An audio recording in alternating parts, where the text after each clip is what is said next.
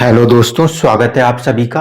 आज हम चर्चा करेंगे शनि गोचर की, धनु लगन और साथ ही साथ मकर लगन को लेके। इसमें एक सवाल था किन्हीं जातिका का, उनका भी आंसर देने का प्रयास करता हूं। और कल जो कुंडली विश्लेषण की थी, ठीक है, चंद्रमा वाली नहीं, मून के पहले जो कुंडली विश्लेषण की थी, उसमें एक सवाल ये था कि कार्य में असफलता क्यों मिल रही है। तो जो वो क्वेश्चन है ना, असफलता, उसका भी जवाब और केतु वाले सवाल का जवाब एक साथ है। जो जातिका का प्रश्न था वो ये था कि यदि केतु की दृष्टि होती है और केतु किसी योग को देख ले तो क्या योग भंग हो जाएगा। तो इसका जवाब सुनिए कि केतु किस ग्रह को देख रहा है, ये जरूरी है सबसे पहले देखना। अगर योग बनाने वाले ग्रह सूर्य, मंगल या फिर गुरु हैं तो ऐसे स्थिति में केतु की दृष्टि उस योग को और ज्यादा मजबूती प्रदान करेगी, ठीक है।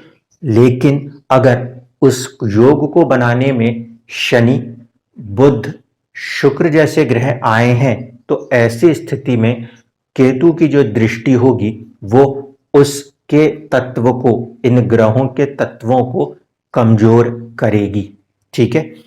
इस चीज को समझ सकते हैं।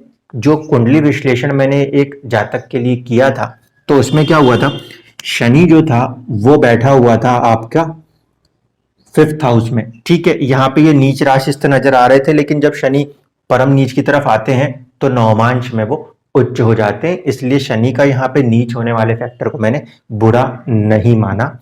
लेकिन इस शनि के ऊपर केतु की दृष्टि थी।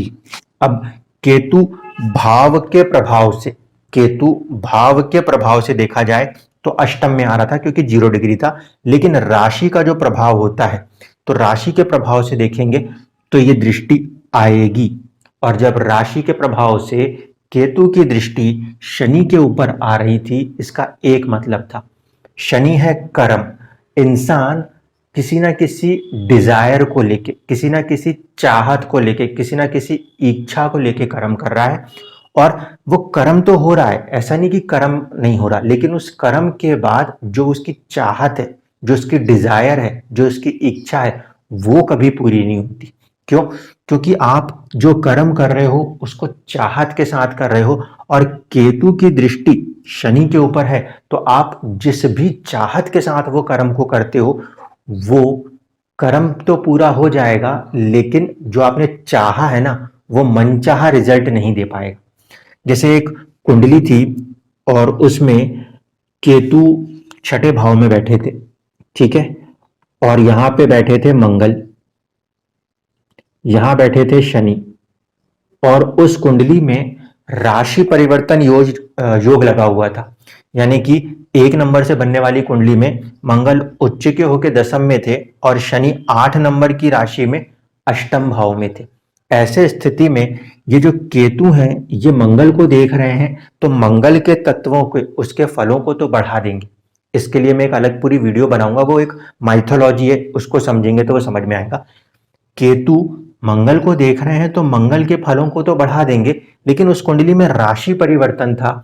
राशि परिवर्तन होने के कारण जब वो शनि, यानी कि कर्म जो भी वो कर रहे हैं उसके साथ उसको जोड़ के देखता है तो उस कर्म को तो पूरा करा देता है, लेकिन उस कर्म की जो चाहत है ना, उस चाहत को खत्म कर देता है। यानी कि जैसे लव मैरिज हुई तो मैरिज तो हो गई, कर्म तो हो गया, लेकिन कर्म में चाहत थी लव की, तो जब केतु की दृष्टि शनि पे गई तो वो कर्म में जो चाहत थी ना लव की, वो खत्म हो गई। इस तरीके से केतु जब भी किसी भी ग्रह पर दृष्टि डालें तो ये देख लेना चाहिए कि क्या उनकी राशियों में केतु की कोई स्थान है। सूर्य की, मंगल की और गुरु की, इन 3 ग्रहों की राशियों में केतु का नक्षत्र आता है। इसलिए यदि केतु की दृष्टि इन 3 ग्रहों के ऊपर पड़ती है तो उन ग्रहों का कोई बुरा नहीं होता, वो आराम से अपने रिजल्ट को करते। लेकिन शनि, शुक्र और बुध, ये 3 ग्रह की 3 राशियों में राहु का तत्व आता है। इसीलिए यदि केतु जो है वो इन ग्रहों को देखेगा तो जिस राशि में ये राहु का तत्व आता है उस पे सबसे ज्यादा प्रभाव पड़ जाएगा। ठीक है, इसको ध्यान रखिएगा। अब चर्चा शुरू करते हैं शनि गोचर को लेके। सबसे पहले हम बात करते हैं कि अगर धनु लगन के अंदर शनि ग्रह का गोचर होगा तो क्या होना है। देखिए, लगन से ही बात कर रहा हूं, चंद्र लगन से नहीं। चंद्र लगन से आप इसको 25 या 50% तक महसूस कर सकते हो। यहाँ पे शनि जो है वो आने वाले हैं थर्ड हाउस में। शनि का थर्ड हाउस में आना बहुत अच्छा माना जाता है क्योंकि ये एक उपचय भाव है। यहाँ पे जब भी इस तरीके का ग्रह बैठेगा तो कर्म को करने के लिए काफी ज्यादा बल प्रदान करेगा। तीसरे घर का स्वामी तीसरे घर में है, ये भी अच्छा है। यहाँ से शनि जो है वो देखेंगे आपके 9th हाउस किस्मत को। यहाँ से शनि जो है वो तीसरी दृष्टि से आपके पंचम भाव को देखेंगे और इसी तरीके से उनकी जो 10वीं दृष्टि है वो अब आपके खर्च के भाव पे आएगी। ऐसे स्थिति में यहाँ पे शनि का बैठना क्या फायदेमंद होगा। देखिए, शनि एक तो सेकंड हाउस जो कि सेविंग्स के धन के हैं और साथ साथ थर्ड हाउस करेज के हैं। जब शनि आगे बढ़ेंगे तो सेकंड हाउस में जो आपकी परेशानियां थी फाइनेंशियल मैटर को लेकर हो या फैमिली लाइफ के मैटर को लेकर हो, कुटुंब को लेकर हो, इन दोनों में कुछ राहत देंगे। ठीक है, ग्रह अपने घर से एक आगे गया यानी कि उससे तो सुख भाव में गया। दूसरी चीज ये कि शनि की जो दृष्टि है वो कहां पर आ रही है, तीसरी दृष्टि पंचम भाव पे आ रही है। पंचम भाव पे तीसरी दृष्टि आने से थोड़ा सा यदि कष्ट हो सकता है तो वो प्रेम के मामले में हो सकता है और साथ साथ थोड़ी सी आपकी क्रिएटिविटी के ऊपर इम्पैक्ट आ सकता है, या जो फर्स्ट चाइल्ड होगा उसको लेके कुछ थोड़ा सा इम्पैक्ट हो सकता है, यानी कि उस एरिया में कुछ रिस्ट्रिक्शंस लगाने होंगे, ये कहना चाहेंगे यहाँ पे शनि। आप अपने एंटरटेनमेंट 5th हाउस पे अगर ज्यादा फोकस है तो यहाँ पे अपने भाग्य को जगाने के लिए आपको एंटरटेनमेंट को कम करना पड़ेगा। ठीक है, इसी के साथ साथ शनि की जो दृष्टि होगी 7वीं वो होगी आपके भाग्य भाव पे। भाग्य भाव पे शनि की दृष्टि मतलब आप जितना कर्म करोगे उतना ही आपका भाग्य चमकेगा। ठीक है, पहली प्लस पॉइंट। दूसरी बात, यहाँ पे अगर शनि है और आपके पिताजी जीवित हैं तो यहाँ पे थोड़ा सा उनके हेल्थ को लेकर आपको केयरफुल रहना होगा, खासकर तब जब जब इस शनि के ऊपर से मंगल या राहु जैसे ग्रह गोचर करते हैं। तो राहु तो गोचर करेंगे नहीं, सूर्य और मंगल का जब गोचर होता हो तो उसमें से मंगल को ध्यान रखिए, 12th हाउस लॉर्ड है, उसका गोचर होता हो तो फादर की हेल्थ पे जरूर आपको ध्यान देना पड़ेगा। यहां से एक दृष्टि आ रही है 12th हाउस के ऊपर। 12th हाउस के ऊपर शनि की दृष्टि का मतलब है आपके जो खर्चे हैं ना उनको लिमिट करने का प्रयास होगा। ये चीज आपको सिखाएगा शनि कि अपने खर्चों को कैसे सीमित करना है, लिमिट करना है। ये जो गोचर होने वाला है ये 3 महीनों के लिए ही होगा। 3 महीने के बाद शनि जो है वो वापस से पीछे चले जाएंगे। जब शनि वापस से पीछे जाएंगे तो एक बात को ध्यान रखने वाली होगी कि ये जो चौथा भाव है यहाँ पे आपके गुरुदेव जुपिटर बैठे होंगे।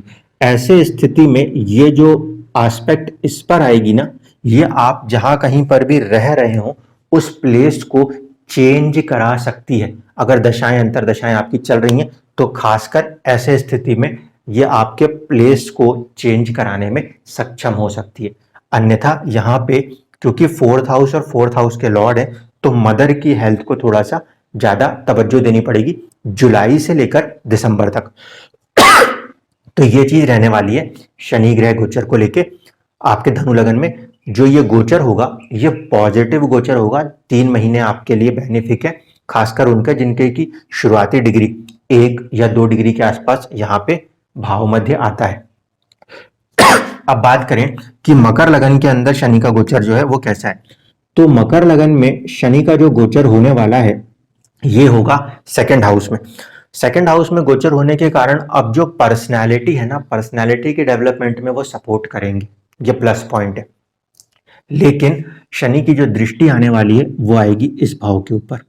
साथ ही साथ शनि की जो दृष्टि आएगी वो आएगी आपके 8वें भाव के ऊपर, और शनि की जो एक दृष्टि है वो आएगी आपके सोर्स ऑफ अर्निंग के ऊपर।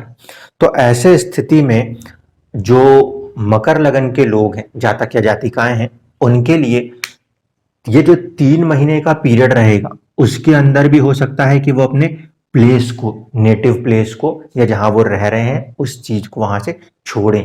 क्यों? क्योंकि ऐसे स्थिति में जब भी मंगल 1 नंबर की राशि के ऊपर बैठ जाए उस समय दो चीजों को, 4th हाउस मदर को रिप्रेजेंट करता है तो मदर की हेल्थ पे भी ध्यान रखना है, और ये मदरलैंड को भी रिप्रेजेंट करता है तो ये दूर हटाने का प्रयास कर सकता है। ठीक है, शुरुआत के 3 महीनों में। दूसरी चीज, 8वें घर पे क्योंकि शनि की दृष्टि है, तो 8वें घर पे जब भी शनि की दृष्टि है, 8वां घर होता है बदलाव का, ट्रांसफॉर्मेशन का, और शनि भी उसी के एक इंपॉर्टेंट प्लेनेट है क्योंकि 8वें घर में शनि को ज्यादा बल प्राप्त होता है। तो अब जिंदगियों में कुछ बदलाव आने वाले हैं, ये इस बात का सीधा सा इंडिकेशन होगा। लॉन्ग टर्म्स के जो बदलाव होंगे वो 2023 के जनवरी से लेकर 2025 तक देखने को मिलेंगे। अभी शॉर्ट टर्म होगा क्योंकि 3 महीने के लिए वो ग्रह आगे बढ़े हैं, और खासकर हो सकता है कि कर्म के में, क्योंकि शुरुआत का जो कक्षा होती है वो शनि की होती है, तो आपके प्रोफेशन के अंदर कुछ ऐसे चेंजेस आएंगे जो काफी ट्रांसफॉर्मेटिव कहे जा सकते हैं। साथ ही साथ आपकी जो अर्निंग्स हैं, क्योंकि 11th हाउस आपका गेन्स और अर्निंग्स का है, तो शनि जब अर्निंग्स वाले हाउस को देखेंगे तो ये हो सकता है कि नई जॉब्स भी हों, कुछ बढ़त भी देखने को मिले, या जो अर्निंग्स है उसमें कुछ कमी भी देखने को मिल सकती, क्योंकि शनि जो है वह रिस्ट्रिक्शंस को दिखा रहे हैं। तो ऐसे स्थिति में यहाँ पर हम मानेंगे कि इनके लिए चीज थोड़ी सी बेहतर होगी। कारण क्या है कि बहुत लंबे समय से यहाँ पे केतु चल रहे थे, केतु अब यहाँ से हटेंगे, केतु का यहाँ से हटना और उसके बाद शनि का यहाँ पे देखना, तो आपको अर्निंग्स के नए सोर्स बनने की संभावनाएं बनेंगी। चैलेंजेस क्या है? चैलेंजेस ये हैं कि सेविंग्स को कैसे करना है, ये यहाँ पे सिखाने का प्रयास करेगा शनि, क्योंकि इस भाव में बैठा है, और उस चीज को मेंटेन करने के लिए, सेविंग्स को मेंटेन करने के लिए आपको अपने सुख संसाधनों पे, अपनी अर्निंग्स पे, और ये जो बाकी के बदलाव वो देना चाहता है, ट्रांसफॉर्मेशन 8वां घर बहुत बड़ा शब्द है इसीलिए कह रहा हूं, बाकी के जो बदलाव वो देना चाहता है, रहन सहन के तरीके के बदलाव, उनको कहीं ना कहीं एक्टिव करने का प्रयास यहाँ पे शनिदेव करेंगे। जो वृद्ध अवस्था में हैं उनको यहाँ पे जरूर अपने सेहत का ध्यान रखना चाहिए अगर शनि की दशा चल रही है तो, क्योंकि 2nd हाउस का लॉर्ड है, 2nd हाउस में अगर गोचर कर रहा है तो थोड़ा सा हेल्थ के लिए कॉम्प्लिकेशंस आ सकते हैं, इसलिए थोड़ी सी सावधानी जरूरी है अगर कुंडली में शनि की महादशा या अंतरदशा चल रही हो तब, उस कंडीशन में, अन्यथा वो चीज फ्रूटफुल है। केतु वाला जो मैटर है उसके लिए मैं एक अलग से वीडियो बनाऊंगा जिसमें कि उसकी पूरी एक डेप्थ आपको समझा दूंगा कि क्यों मैंने इस बात को कहा है कि केतु जब भी किसी भी ग्रह को देख रहा हो तो उस ग्रह में जो चाहत है, राहु का जो तत्व है, जब तक वो खत्म नहीं होगा तब तक उस ग्रह का रिजल्ट केतु आने नहीं देंगे। ऐसा क्यों होता है इसको हम माइथोलॉजिकली समझेंगे। वीडियो को पसंद करने के लिए धन्यवाद।